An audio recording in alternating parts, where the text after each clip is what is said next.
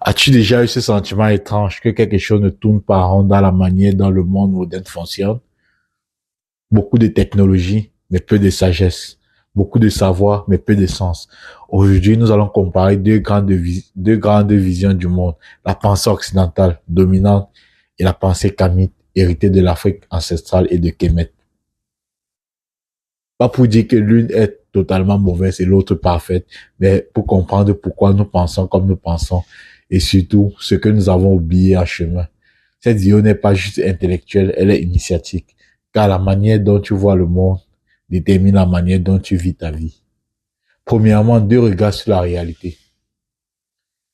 La pensée occidentale, un monde à analyser. Dans la pensée occidentale moderne, le réel est avant tout matériel, mesurable, quantifiable. Le monde est vu comme un objet extérieur, quelque chose que l'on observe, découpe, analyse. En fait, il est cartésien.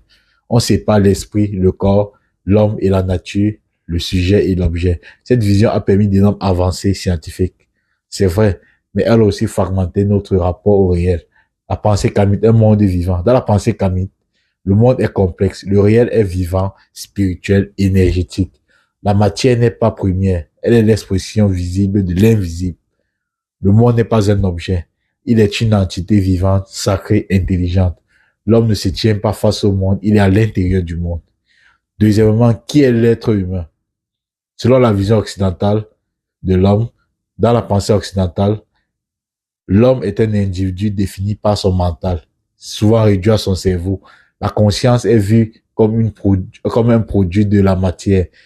Quand le cerveau s'éteint, tout s'éteint. L'homme est donc séparé, en compétition, en quête de reconnaissance extérieure. La vision kamite de l'homme. Dans la pensée kamite, l'être humain est multidimensionnel. Il n'est pas seulement un corps. Il est il a un corps, une âme, un esprit, une énergie, une mémoire ancestrale. À Kemet, on parlait du Ka, du Ba, de l'Ak, du Kat. Autant de dimensions de l'être. L'homme est un pont entre le ciel et la terre, un être cosmique incarné. Troisièmement, deux façons de connaître. Le savoir en Occident. Dans le savoir doit être prouvé, démontré, reproductif. Ce qui ne se mesure pas est souvent considéré comme subjectif, irrationnel, secondaire. L'intuition est tolérée mais rarement reconnue comme une source de connaissance. Le savoir dans la pensée kamite. Dans la pensée kamite, le savoir est vécu, ressenti, expérimenté intérieurement. Le mythe n'est pas une fable, le symbole n'est pas décoratif, le rituel n'est pas une superstition. Ce sont des langages de la conscience. On ne connaît pas seulement avec la tête, mais aussi avec le cœur, le corps et l'esprit. Quatrièmement, le temps, ligne ou cercle. Le temps dans la pensée occidentale. Le temps est linéaire, passé, présent, futur. On avance, on progresse, on accumule. Le passé est dépassé, les ancêtres sont oubliés. Cette vision crée stress, course permanente, peur de manquer de temps. Le temps chez les kémites. Dans la pensée kémite, le temps est cyclique, spiralé, vivant. Les ancêtres ne sont pas morts. Ils sont présents autrement. Le passé nourrit le présent prépare l'avenir. Le temps n'est pas une pression, c'est un rythme. Cinquièmement, l'éthique, la loi ou l'harmonie. Morale occidentale. En Occident, le bien et le mal sont souvent définis par la loi, la norme sociale, l'autorité. Si quelque chose est légal, on le juge acceptable.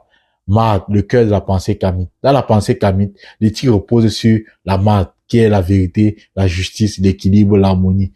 On n'agit pas bien par peur de punition, mais par peur, mais par alignement intérieur, je veux dire. Chaque acte a une résonance cosmique.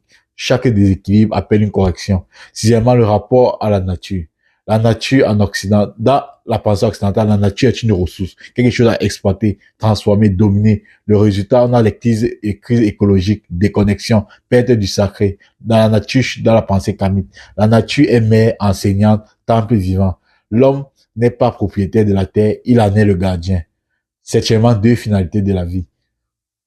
Finalité occidentale, dans la finalité, c'est réussir, accumuler, être reconnu, posséder. Même la spiritualité devient parfois un outil de performance. Dans la pensée kamite, la finalité consiste à s'élever intérieurement, s'aligner à la marque, d'honorer les ancêtres, pour pas la continuité après la mort. La vie n'est pas une fin, c'est un passage conscient.